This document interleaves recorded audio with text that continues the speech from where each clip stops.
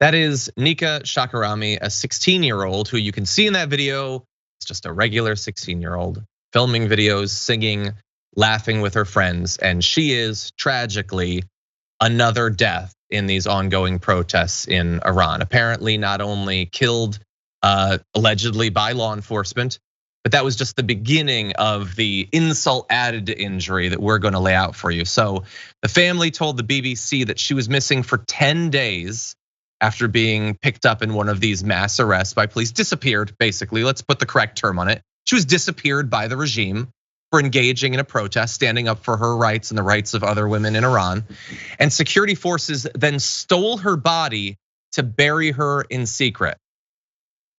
The last message that she apparently sent to a friend during the protest said she was being chased by security forces. Nika's family finally found her body in a morgue at a detention center. And her aunt says when we went to identify her, they didn't allow us to see her body, only her face for a few seconds. Then at some point, the security forces stole the body from that morgue and buried it somewhere. Every bit of this is absolutely horrendous. The fact that we would lose someone like Nika, who's just a regular 16-year-old, and who was brave as a 16-year-old, that would be willing to engage in these protests. We keep saying how brave they are. We're not just saying that because they're hypothetically brave. They're willing to face dangers that could happen. No, they're continuing to face dangers, lethal dangers that are happening. We don't know exactly how many people have died in these protests, but it's at least hundreds of people. Hundreds of people exactly like Nika who've been plucked off the street and in some cases tortured and beaten to death by this despotic regime. That's what's happening. We're actually gonna profile another one, another instance of this in just a second. But JR, I'm sorry, this is really rough. I know that you're a parent, but absolutely devastating what they did in this case. It's one of those things that you imagine when they talk about that image and what these folks had to do when it comes to their kid that they get to identify for reasons, I think, just for more intimidation, honestly, because as we see the process go, why would they even do that? You know, there's always a reason behind each one of these moves. And this apparently is to be like, look what we can do. And then guess what you can do about it. So think about that as you go forward. Maybe you want to tell your friends, maybe tell other family members that you don't want to never see again. So it looks like an intimidation factor on top of also taking away this particular girl because she's doing and saying things that they just don't agree with. It's and also it's another part of, I think, of a strategy when it comes to, we always talk about the children, the kids are gonna be okay here a lot. It's to make sure that next generation thinks twice about these revolutionary and changing belief systems that they might have. Hey, let's not go and try and change things again, you guys. Yeah, 100%. The protests have been going on for getting close to 3 weeks now. And like I was just saying, it was already brave to go out. Here's the thing. Tomorrow, this has already been known for a day, maybe 2 days. They'll be protesting today, knowing that this happens, that this has happened to literally hundreds of people. They're still gonna go out. Every day it becomes more brave because there's so much more indisputable evidence that the regime is willing to do literally anything to stop this thing. And we're gonna return to another example in a sec, but I think about the supposed tough guys here in the US. Like the video that came out of Matt Walsh back when he was a wannabe shock jock talking about how you need to be willing to hurt and kill people as a right-wing person. He's gonna deny that he said that, but it's on tape, you can see it.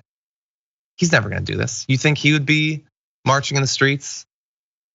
Like there are gonna be how many just 16-year-old girls marching in the streets today in Iran, knowing that people exactly like them are being literally killed by the police, and they're still gonna go out there. And those same fragile, weak, broken men like Matt Walsh and Ben Shapiro, Tucker Carlson, and all of them will spend their day in a nice cushy studio, maybe doing segments on how women are too weak to serve in the military, or how there shouldn't be movies that laud the strength or bravery, the ingenuity, the courageousness of women. What a weird gender dynamic we have.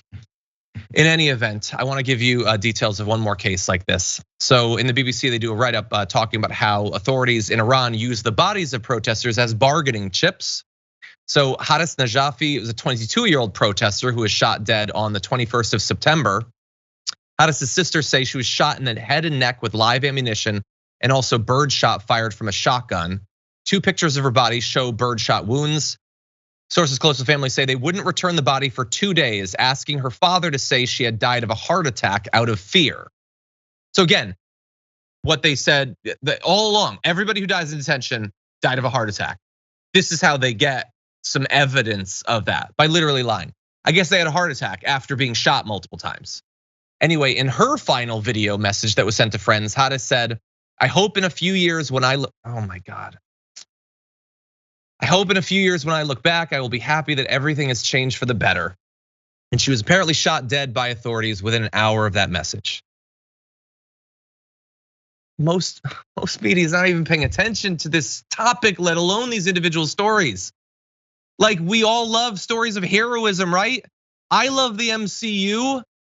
This is more heroic than anything that is going to happen in any one of those movies or shows or stories or anything like that for literally years. Could we give that the attention that it deserves?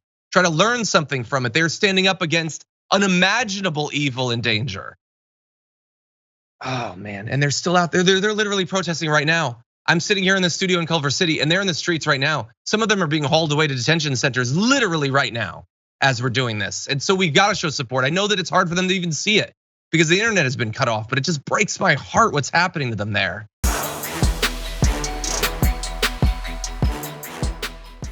Check out the Damage Report podcast each day, wherever you get your podcasts, whether Pocket Casts or Stitcher or iTunes. You can join me as I give you the news and stories you want, with a range of co-hosts and interview guests jumping in on the fun each day. Again, that's the Damage Report, wherever you get your podcasts. And if you get them at iTunes, don't forget to rate and review. Sometimes I'll read them live on the show.